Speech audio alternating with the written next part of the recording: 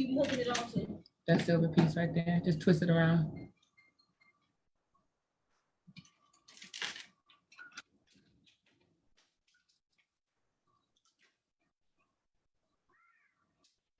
Hello, friends.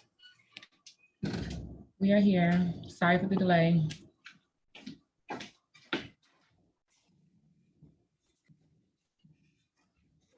You're not gonna die.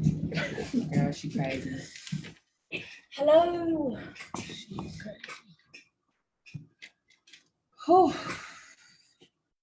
It's been a very relaxing week. So I feel like I just been so chill.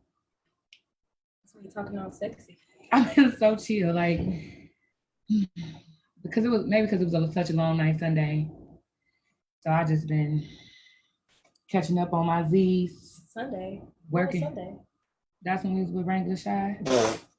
That was Sunday night. Sorry, right? y'all. Today is Tuesday. I was off yesterday, thank God. Oh yeah. Now I remember. Told you she not. 2 seconds later. She crazy. Dog is too smart, y'all.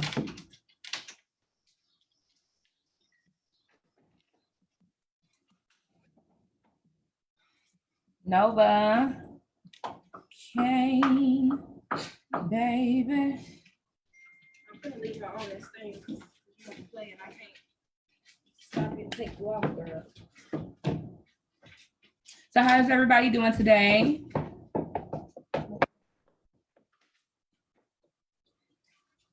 Feeling good, feeling great, feeling great, feeling good.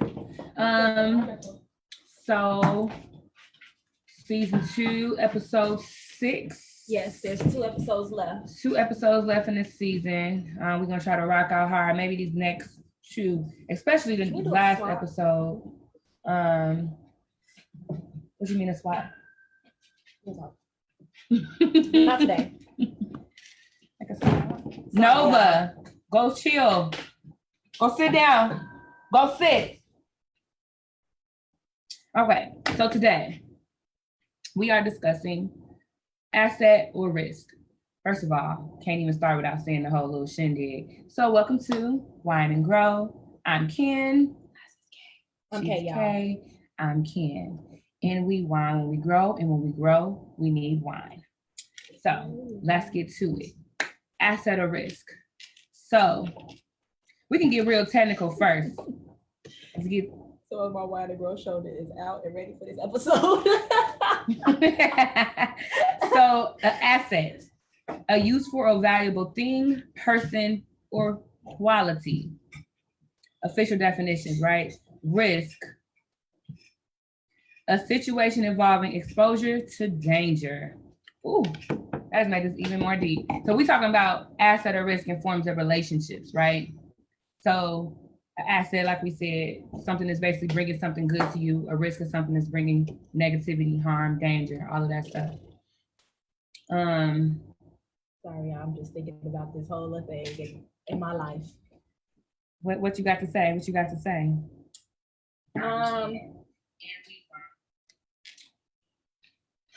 You know, I've been thinking about this since last week when we brought it up, of whether the past relationship that I had was I an asset or a risk. I don't think I was a risk, so I definitely wasn't an asset. I definitely wasn't an asset, but I feel that I don't want to say I wasn't allowed to be, but I think that the things that I could bring weren't accepted for me to be an asset, to be able to help this person. What do we consider assets in relationships? Because I think it may look different for some people. Yeah. Of course. No, this is the computer loading. It's just general stuff. Obviously somebody coming with their own income, you know, independence, stuff like that. Like those are just general assets people may bring, and the risk may be somebody being completely dependent. What you said you wouldn't consider yourself a risk, but you wouldn't say you were an asset. I wouldn't have said I was a risk, but I know that I wasn't an asset. I don't, but I feel like I was in I don't know if it's a gray area with that, but I feel like it was. So you felt like you weren't bringing enough to the table? Because you kind of said you felt like you weren't allowed? That's why I said I didn't want to say I wasn't allowed. So I'm not going to say I wasn't allowed to, but I said that what I was given wasn't received. Okay. I can say that. It's the things you were offering. Right. What I could bring wasn't received. Right. Because because we know the saying out here, right? Women talking about, what you bring to the table when I am the table, like that whole little thing or whatever. And I'm a very humble person. Like I'm not a person that brags on accomplishments or anything like that. I'm grateful and humble by the things that God has allowed me to inquire, and I feel like I'm still growing. And I feel like there's been situations where I have been a risk, but you have to look at, like last week we talked about cut off or conversation. Mm-hmm. Like in this situation, it's like you end the relationship and you really considering now it's too late. Well, it's not too late for the cutoff because you still can cut them off, but really considering if somebody is, somebody who you're supposed to be with long term, and those assets need to outweigh those risks. Because I think, in my opinion, everyone comes with the risk in their own way. Mm-hmm. That's my opinion. I think as adults, though, and as mature adults, we understand what risks we can accept, because again, we like, okay, these assets make that risk minute, mm-hmm. So looking at that sense, yeah. In that sense, girl, because I'm really thinking, like I'm thinking about a lot of the things that happened. And even though I would say that I wasn't a risk, it was risky because I did risk a lot. I wasn't the risk, mm-hmm. but I risked a lot. But I feel which y'all could have avoided, but that's neither here nor there. Yeah. So I think we put ourselves in risky situations for love. Yeah. Like when we love somebody, we're willing to accept more risk to make things work. And there's nothing wrong with that. Mm-hmm. Like there's nothing wrong with that at all. You got to be willing to take a chance on people because you just never know. And lessons are learned through that whole process. What was you thinking? The love them enough to let them go. Oh yeah. What you just made me think of that when what you just said. Right, which is the subtopic is loving them enough to let them go, because somebody's risk may be too in depth for you, right? And actually, after we ended the episode last week, somebody came to the comments and they were talking about self-sabotaging, right? Somebody who comes with that type of risk, you have to let them go, right? Because you can't make somebody be okay with being with you, right? You can't convince somebody to be with you. We try to hold on to relationships, and then in turn, risking yourself, risking them, trying to go back because you don't want to be uncomfortable of being alone or without that person. So, which in turn you can see that it's clearly not going good already because. And I was thinking about before this episode. I was thinking like about situations where I felt like I was really at risk, and I would say there was only like. Well, I mean, I can't pinpoint obviously in every relationship, but the top things that come to my mind is emotional risk and physical risk, right? Risk of actually physically being harmed and emotionally just getting into a place where I am just so hurt, like where I understand that I know that I am being treated so wrong, but allowing myself to be treated that way, because there's a person in particular whose assets were amazing. I'm like, if this person wouldn't have done this one thing or wouldn't have been this one type of way, it would have been perfect. But this risk, right? You being a cheater, not being able to be committed, that is a risk. And that's not a risk. That was a risk that I was willing to take, and I took it for far too long.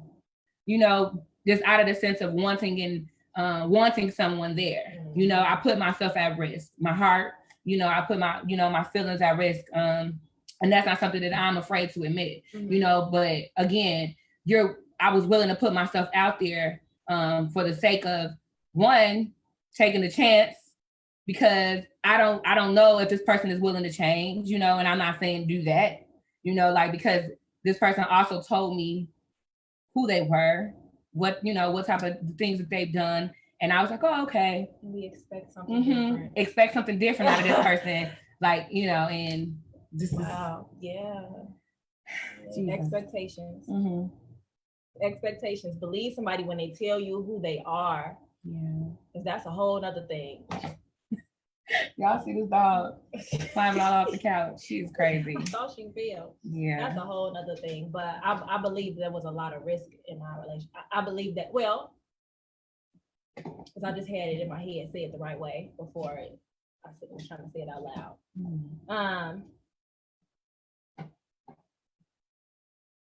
I'm sorry, I'm trying to gather my thought, y'all, because I had it and it was good. Yeah. But what I can say from the last one, if I'm saying that I wasn't the risk, but I can see how I became one, because it was the fact that this person had to do so much to get us out of the position that we was in. And it wasn't like I was helping, or it didn't seem like I was helping, but I could only do so much. I could only do what I could do. Why did you allow yourself to be put in that position? Because you expect things to change. You want to believe that they're gonna change. And when it seems like it's getting better, you continue to stay in that position. Like, okay, things look like they turned around, so we're gonna be good. We're gonna be fine. And then they not. But I'm saying, why did you allow yourself to be a risk? Like, why not help? Because after a while, I just felt like if you feel like you got it, you got it. If you feel like you got it and the help that I wanted to give or tried to give wasn't it, you got it then. So you were submitting to the way he wanted the relationship to go. Yes. Submitting to the vision. Hey, Tanisha. So you were submitting to the vision. That's a good, and that's because good. Because if you have a vision laid out and I can see the plan, I can see the vision, I'm gonna do what I can to be able to help you. But again, if I'm saying we should do it this way because I can see where some things aren't going the right way or need to be done different, then and I'm offering up what I know and it's not being taken, that's when everything will go left. So say I could be like, hey, let's do this business this way by not putting so much time into this. We can create something and run it off. You done with this, you ain't gotta worry about this part, then you'll be able to do this. But in their minds, well, even if we did get that whole thing done, it's still being done that person's way. So this was a waste of time because we're not even using this, something that could have been simple and easier for us to get through this transition that we're trying to do. But then but I'm like, okay. In my mind, I always feel like I know I don't know everything. I only know of the way that I do things. So I'm open to seeing the way of how somebody else does it. And that's what it was. Each time it's like, okay, this is still, I'm still open to seeing it this person's way. Even though it wasn't working, okay, maybe this time it's different, but it's still this person's way. Maybe this time change, but it never did. And then it was work. Once it was at the bottom, it was nothing to fix. It was all. But honestly, it doesn't sound like you were a risk. It sounds like that's why I said right. You were a risk, but it sounds like this person was the risk because they were the controller. And I was trying to stay away from that part. But it is what it is. Yeah. Because of the fact, and I think a lot of women who find themselves in submissive situations, right, where we try to submit, and this is a question I'm gonna pose this to y'all. Do you guys feel like women find themselves in situations more often where they are put at risk in relationships, where you can lose it all, right? Out of the sense of submitting to a vision, right? Because we're taught in society that women, we submit to the vision of the man. And although, that's mostly for marriage, but when you're trying to get somewhere, you do things, right. How can you get to that point if you don't do those things, so trying to submit to a vision got you at risk, right? Yes. But this person not recognizing their own flaws, the fact that they wanted to control everything and weren't allowing you to speak up and make the transition into making the relationship better, that's why it failed. That's what, yeah. So in reality, and at this point, like I said, it was already at the bottom. You were an asset. It was just you were unheard. Right. So let me tell y'all something, because she just said that. So this past weekend, I was with another group of friends, and we was chilling, kicking it, and it was a lot of things that happened over this weekend. But one of the things I came to realize, so we were all sitting in the living room talking. They on one side, I'm actually on the couch by myself, but the music is right behind me, and I'm so like it's loud, but I'm just like, and I'm not moving though. And they sitting right across just talking. I'm like, and then when they turn around trying to talk to me, I'm like, I can't hear y'all. Like, and I'm calling their name, or when they not talking to me, I'm like, hey, over this music, nobody hears me. Mm-hmm. And when I end up concluding from that, I said, I was talking to my best friend the other day. I said, it's crazy that this whole situation made me realize that I always feel like I'm not heard. Mm. So because I feel like I'm not heard, I don't say anything. Mm-hmm. I just be like, okay, yeah, it is what it is, and I it's not good, but that's when the passive side of me comes in, because it's just like, well, you're not gonna hear me anyway. Mm-hmm. So what's the purpose of me even saying anything? Mm-hmm. Mm-hmm.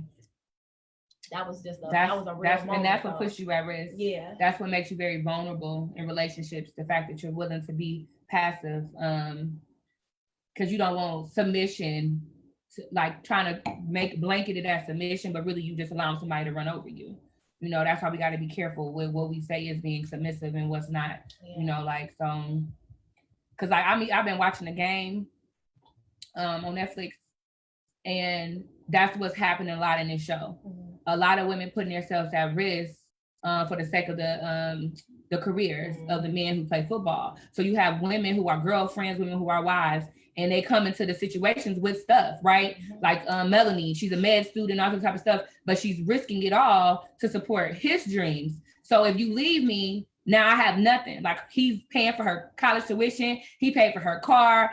The house, fortunately, the house is in her name, but he's paying the bills. So even if he leaves you with this house in your name, you ain't got no money, you know? So it's just like putting yourself at risk. It just made me think about everything, man. And it's not like I'm going to forget about any of that, but it's real when you lose everything. It's so real. Mm-hmm. But I actually took that as me losing everything was a chance for me to rebuild everything, because my foundation wasn't as solid as I believed it to be. Mm-hmm. So I had to get back to what I knew when I was independent. And I know, and to be honest, I'm not going to say that this person didn't know best, but I knew best. You knew better. I knew better. You knew better. You knew better. I knew how this was supposed to go. I knew how this was supposed to go. I knew how everything should have went. And because I wanted to allow this person to lead, I just gave it all up. I just was like, okay. But when you know, you know. So speak up for yourself, friends. That's real. But that's so crazy that you said that, because I was just thinking about not being heard. I'm like, that's so nuts. You know, and it's crazy, y'all, because I've been watching these shows, and like this stuff low-key been having me emotional. Like I even watched The Brothers yesterday. On Netflix, and it really had me thinking about like men, and they were just talking about how we're the men, the black men. Y'all know The Brothers with Shamar Moore, Morris Chestnut, like fine. Ooh, let's talk about sex. That movie was fine. But anyways, they're like, they consider themselves the cream of the crop, right? They're successful black men, making it and just barely making it to their 30s, you know. So they're just like, we're you know, like, I'm sick of dealing with black women who not nothing. You know, they consider dating outside their race. You know, like some of them are dealing with things, trauma from childhood, from dealing with their own fathers and stuff. So like they was really working through some things. And I'm like, this stuff is deep when you rewatch it. Like as an adult, as an adult who's been through some stuff. And I'm just like, this is deep, you know? Yeah. Like, and that's why I said watching the game, like, even the same thing is like, because you see these women putting themselves out there for love, you know, like, and Tasha, like, you know, being the oldest one of the group and, you know, being in her 40s and being single. And she's just like, I'm just afraid of basically not being in a place forever where she's not even, like, she doesn't feel like she can handle being in a relationship. Mm-hmm. You know, like, she's becoming too independent.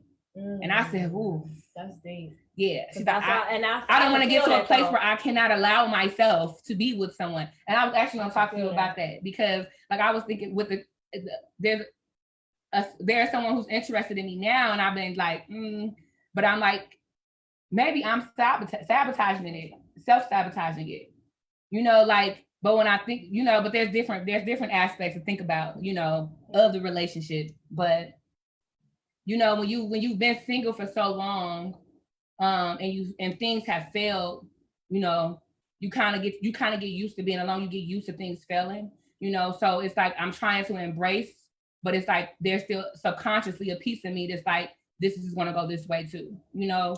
And that's what makes it go that way. Mm-hmm. That's what makes it go that way. But it's like yeah, like I subconsciously, right? It's not like it's like my intention, you know. So yeah, and I don't feel like I would be too independent. I just know that I was independent, and I'm independent now, so that's just the space that I feel like I should be in. But I do know how to. I just have to know how much to give a person. I can't allow them to. I can't give them everything. Like I'm the type of person. Well, I was the person that because I'm aware of it now, would give up control, would give up a lot just because I wanted this person and I wanted to do something their way. And and if I like you, I'm gonna do what I feel to keep this relationship going, to keep to think I'm keeping me happy and the other person. Although it's tearing me down inside. It's tearing me down inside, but you live and you learn. Yeah. Man. What are some qualities about yourself that you feel like make you an asset?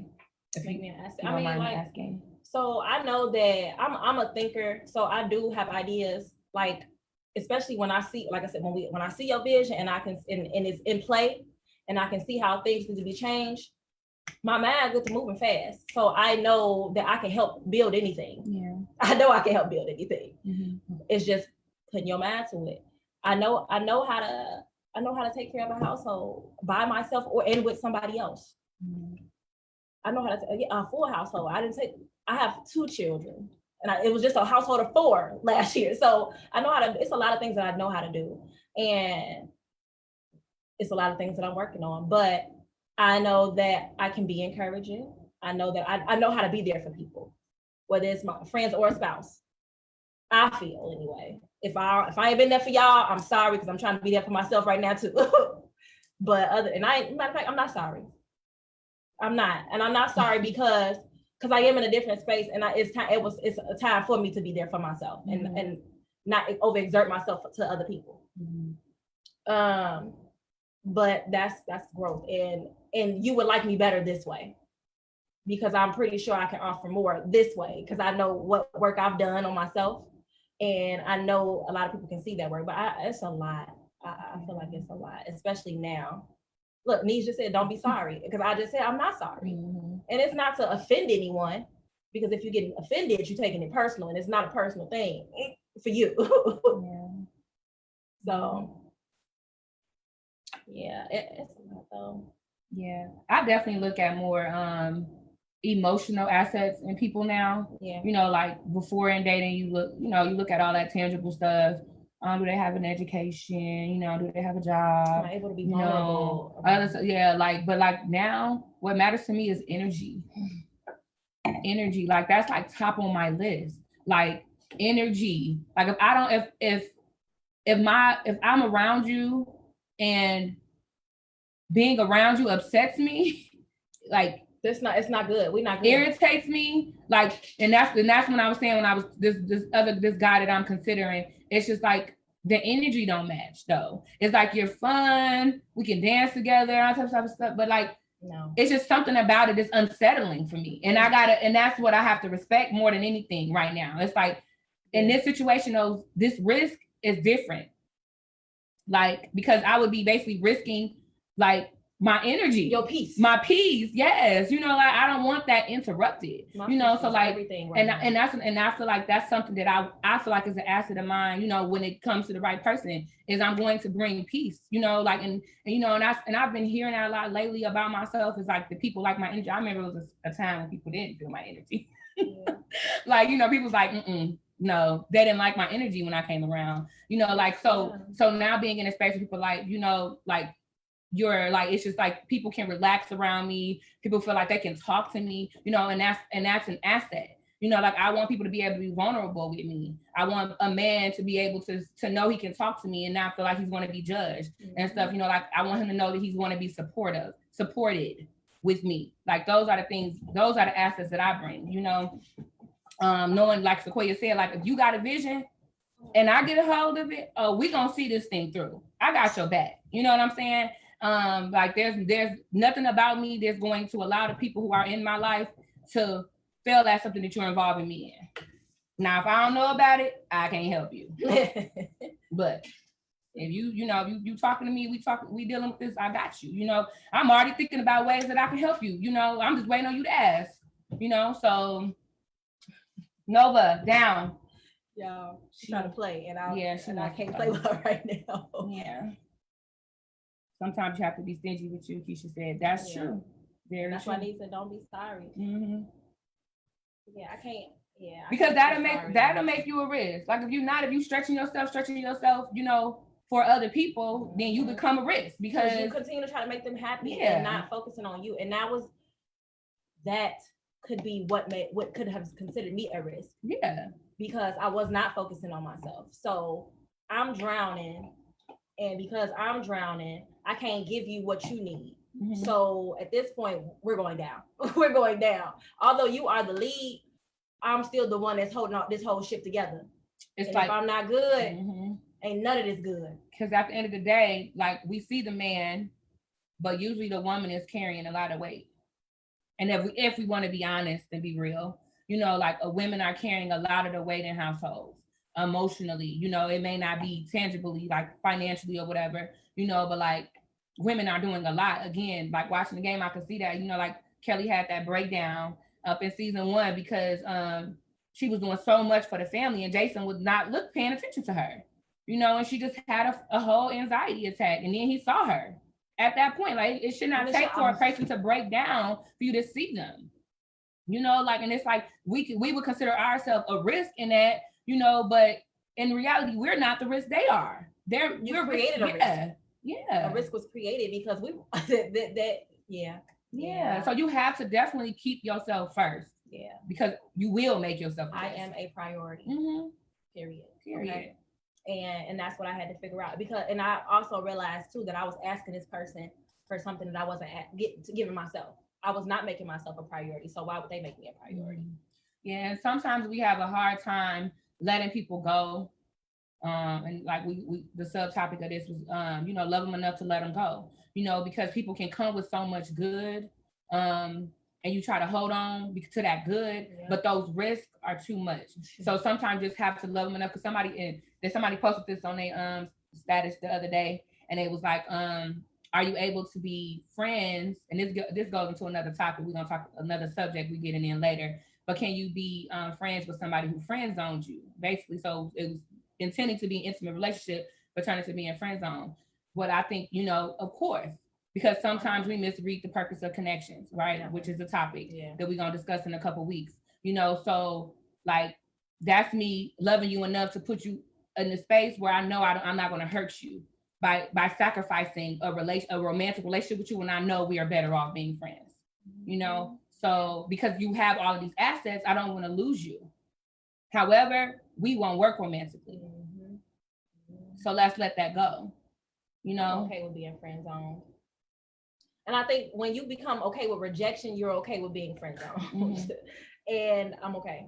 Yeah, I promise you. I think it's not more so about the rejection. It's about how you're rejected, though.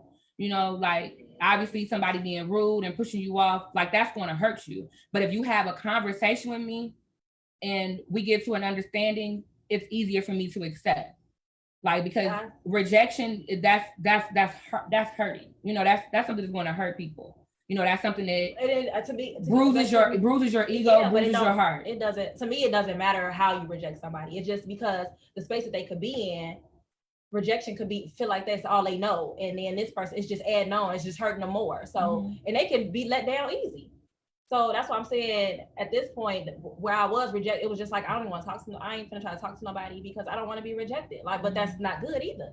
But fear. So and that person can just be like, I'm okay, sweetheart. Like I'm not looking for nobody. I don't want nothing serious. And then be like, yo, whatever. Because I would rather you let me know that you're not interested than make it seem like you are interested and like be like that type of rejection is the rejection that I don't like. You know, like when I'm putting myself out there and you making it seem like, oh, it's cool. but then you ignoring me or something like that, or like just say what it is. Like, I get it, you know, so let me just stop, you know. So, but you shouldn't leave people to have to figure out things.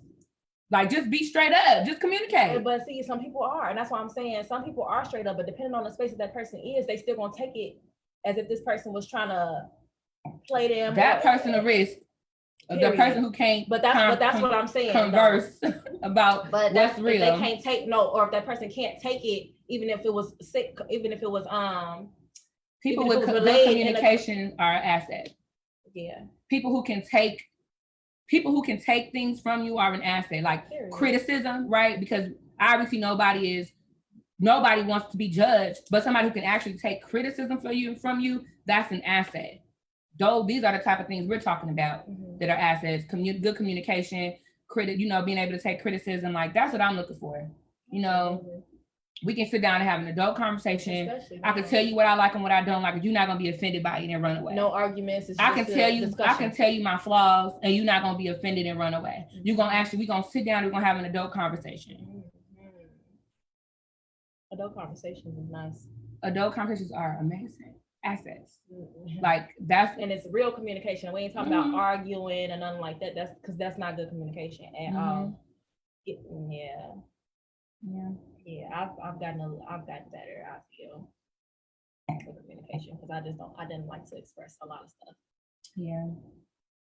But now it's just like, I know what that does to me, holding that stuff in. And I mean, what it could create. I think now we know why, like, because you made it clear, like, this the passive aggressiveness. Yeah. You know, being passive aggressive, you hold it in. Yeah. So you don't want to communicate. Because I'm aware now, that's different. I'm saying everything. It's always a time too, but I'm saying everything at this point. Yeah. And I try to make it come out as clear and as respectful as possible, because I don't want to be disrespectful, because we are having a conversation. So yeah, but now see, look, now I'm being told that I'm aggressive. So clearly I ain't got finding the balance. Yeah. And I think you will, because I think I'm finding a good balance, you know, like, because, you know, as a friend, like, even in my friendships, like, there's been moments when I've wanted to control things, you know, so I think I'm learning to find a balance. And one of my male friends really helped me see that about myself.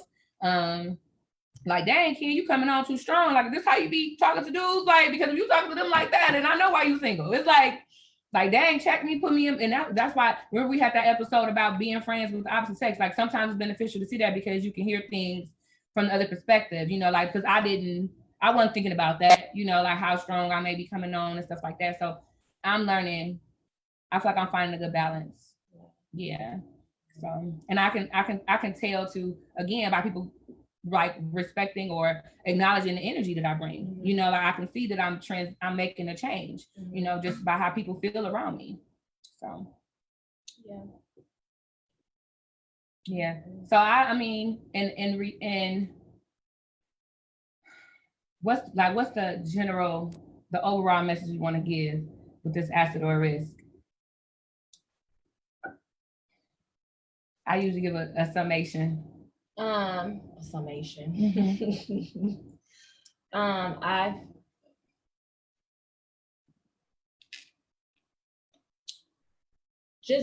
would say to not be a risk. Go with what you know. Go with what you know. Speak up about what you know, and don't, just like earlier Lindsay was saying, watch for all the signs, because we do see the signs. When you see those signs, you know you're aware of those signs, and believe what you see, so that either you won't be a risk or that person won't be a risk to you. So you'll know how to change your whole situation, instead of letting it go on for so long until your life is in shambles. How about that? And don't self-sabotage assets. Period. That too. Don't self-sabotage assets. Like, don't allow yourself to keep you away from something good. It's a lot of self-work that needs to be done to get to that point. Yeah. So okay.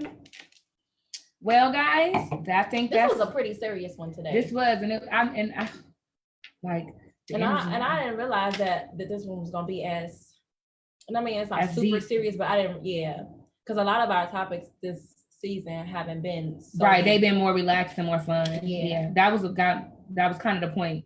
Yeah. But I think, let's see, next week we have, I'll get to the rights. When they won't take no for an answer. So next week we be more a little relaxed. In the intro today, I had somebody come in my Snapchat today and and was like, you still didn't tell me why you didn't like me. I just left him on red. Because like, you a bugaboo. But the thing about it is, in that instance, when that last date that we had, I told him everything. After I left his house, this is not going to work. You are not it for me. You want what you want. You just want me. You don't even like me. You don't even like what I had. Like, you don't even like the things that I do, but you just really want me. Like, it's the idea. That's like she said in that movie, that Netflix movie, Seriously Single. I think that's what it was called. And she said, I don't love you. I love the idea of not being alone. Yeah. And I think that's what his thing was, but he keep coming back. I didn't respond this time. So next week we're going to discuss that a little bit more. The bugaboos. A bugaboo. Okay. Bugaboo. Thanks for tuning in tonight, y'all. You should say we need another mini treat. Yeah, if COVID allow it. I mean, unless y'all gonna do something on Zoom, but I mean, we'll see. All right, guys. Have a good night.